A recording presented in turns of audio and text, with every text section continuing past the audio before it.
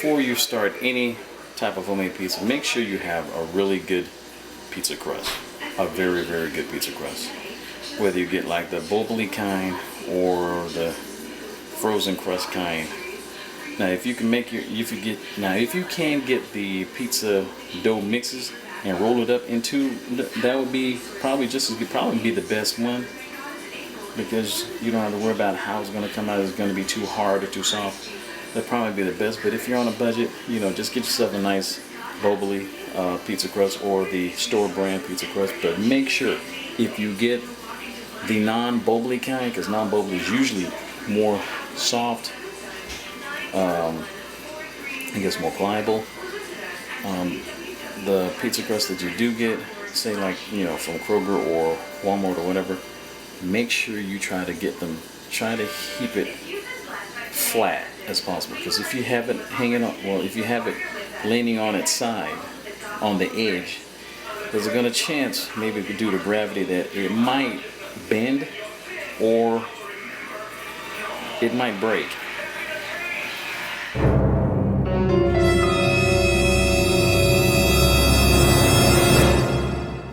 If you're gonna get one of those frozen type, non-bubbly type pizza crust, make sure you have it laying flat in your freezer, whether it's a chest freezer like the one my mom has, or a regular freezer, like in a refrigerator freezer, a freezer on top of a fridge on the bottom. Make sure it's laying flat.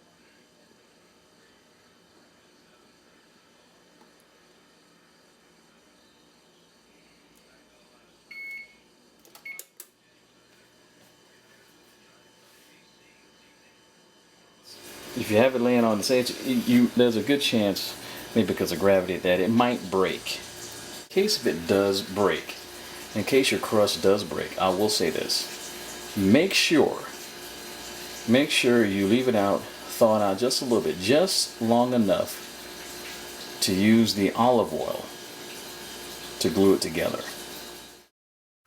Okay, now that I got my ingredients, I'm going to go ahead and show you what I've done, or the ingredients that I have for this pizza. I have some extra virgin olive oil. I also have some tomato paste and pizza sauce. I have both. You can use either or. And I also have a pack of shredded mozzarella cheese, also some sliced mushrooms, some manzanilla or green olives. I have some banana pepper rings. I also have some sliced black olives and some bacon crumbles and sausage crumbles and bacon bits and sausage bits. Basically, you can get that in the breakfast area of the store. I also have some pepperoni. Last but not least, you can't have a pizza without pepperoni, unless you just a vegetarian, like a veggie pizza. But now here's what I'm talking about. Like I said, if you happen to have a broken crust, let the crust thaw out so that it'll be warm enough for the olive oil to seep through the pores of the pizza crust, where you're going to put your toppings on, and just basically just seal the two halves together, broken halves together, just to glue them together to make a whole pizza. Because in a way, believe it or not, the olive oil is kind of like the glue to your pizza. Well, glue along with sauce, that is. And truth be told, just like when you're building a house, building a pizza is just the same. You got to have a good foundation. You got to have a whole pizza crust. Once you have it whole, regardless if it's frozen or if you made the dough yourself, and flatten it out into a circular, to widen it out, you basically go ahead and get the olive oil ready and basically moisten the area where you're going to put the toppings on. And after you put on the olive oil, after you coat the entire area with it, then you put in the sauce, and the sauce will hold on to the olive oil, and you'll get, and that's how you build a good foundation with the pizza. And usually, and that's pretty much the building block of the foundation. You got to have your olive oil, and you got to have your sauce. Now, after that, you go ahead and put in your cheese. And that's pretty much you got to do in that particular order. Now, if you happen to be lactose intolerant, just go ahead and just skip the cheese altogether and just skip that part and go straight to the toppings. Now, I've sped up this camera putting on the pizza, the tomato paste along with the pizza sauce because I didn't have enough sauce to cover the entire area of the pizza crust. So make sure you have enough pizza sauce whenever you make a pizza. And tomato paste can be, of course, tomato paste can be really, really dry. And, you probably need to water it up next time when you scoop it up. So make sure you get the pizza sauce in, and you don't have to rely on tomato paste because it's very time consuming. Now I'm putting on the mozzarella cheese. Now, why people use mozzarella cheese, I really don't know. I guess maybe because it's most aesthetically pleasing, most preferred, I guess. I don't know. It's whitish in color, and it's the most preferred, I guess, type of cheese that people use most, delivery pizza places, pizza parlors, and other pizzerias and stuff. Now, you don't have to have mozzarella, but you can use any type of pizza you want. You can use Monterey Jack, you can use cheddar, you can use sharp cheddar, pepper jack. Whatever cheese that turns you on, whatever you like, you put it on your pizza because you're the one who's going to have to eat it, right? You and your friends. So I went on ahead and got the shredded cheese. I like to have it already shredded because if you're going to get like a block of cheese, mozzarella, cheddar, whatever, it's going to take a while. And, it's a lot of, I already go ahead and get it shredded up. So that's less work for you to do. And when you talk about putting on the toppings, now I'm just going to go ahead and do this. This is just from my own experience.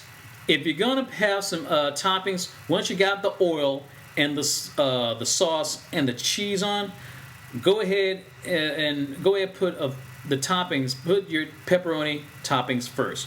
Why? Because it's the flattest and the thinnest of all the toppings that you're going to have. If you put it on last instead of first, like you say have like the other things like sausage and mushrooms, what have you, it's gonna cover over, it's gonna drape over the other toppings. You're just gonna look like little small round pepperoni gazebos on top of your pizza. So go ahead and put in the pepperoni first because they're the thinnest and the flattest ones. All the other toppings, they can stand on its own. It's not going to be covered up by the pepperoni. It's pepperoni is thin, it'll stand on its own. It could be, I guess you might say, a nice little added platform for the other toppings to show off and show itself out, and it's going to look beautiful. Right now, I'm putting on the sausage and bacon bits. Like I said, you can find it in any other in the breakfast aisle at the grocery store, just like supermarket stuff.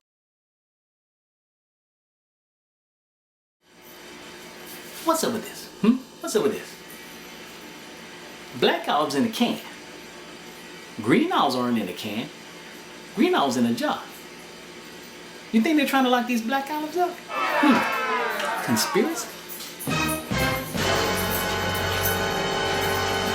All right, back to the pizza.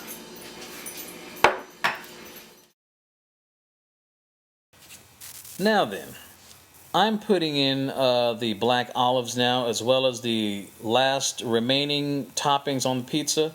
The mushrooms, sliced mushrooms, the green olives, and the banana pepper rings. Now, funny thing about green olives, they used to be very available, very plentiful, good 10, 20 years ago, back during the 80s and 90s. But for some strange reason, green olives are hard to find as a pizza topping in most of these pizza parlors, pizza places, though.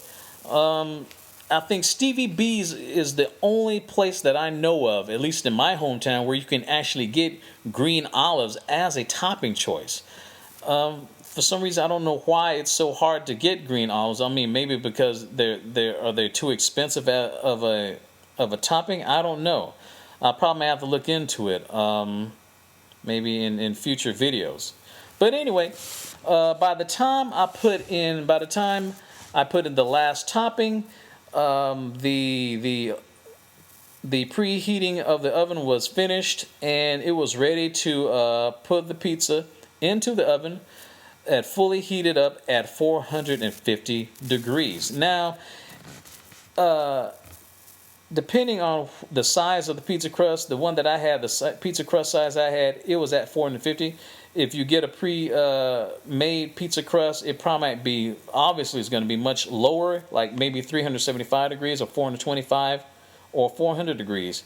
But, you know, make sure whenever you're cooking it, make sure that you have more plentiful time.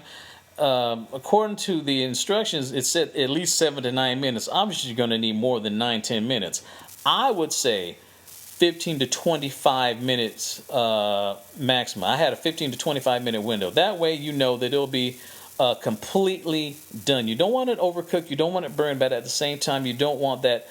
You don't want it undercooked as well. You don't want to bite into it and have that raw, doughy taste flavor in your mouth. That's usually a sign that it's not been cooked long enough. So definitely at least have a 15 to 25 minute window. And enjoy your pizza. And voila.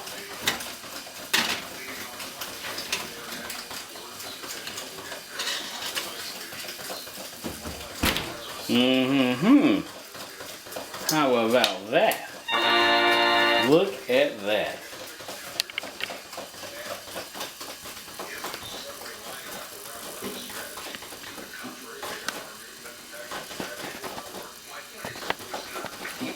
Lovely, huh? Lovely. What? Bon appetit.